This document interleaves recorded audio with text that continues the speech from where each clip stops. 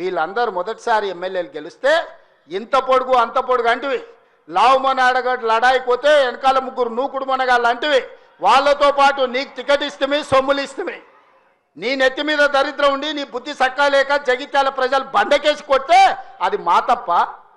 ఎమ్మెల్యేకి బండకేసి కొడితే ఎంబడే ఎంపీ టికెట్ ఇస్తే బొంద పెట్టిరు వాళ్ళు, అది మా తప్ప, పార్టీ తప్ప? ఏం తక్కువ చేసింది నీకు పార్టీ?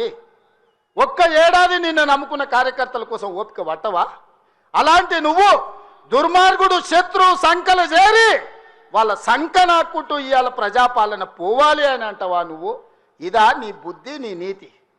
నేను ఇవాళ ఈ వేదిక మీద నుంచి పాపాల బైరోడు ఎందుకు రావాలన్నా నేను అడగదలుచుకున్నా. నేరెళ్ళ దళితులను ఇసుక లారీల కింద తొక్కించినందుకు పాపాల బైరోడు రావాలా? ఖమ్మం జిల్లాలో గిట్టుబాటు ధర అడిగిన గిరిజన బిడ్డలకు బేడీలు వేసి నడి బజార్లో నడిపించినందుకు పాపాల బైరోడు అధికారంలోకి రావాలనా?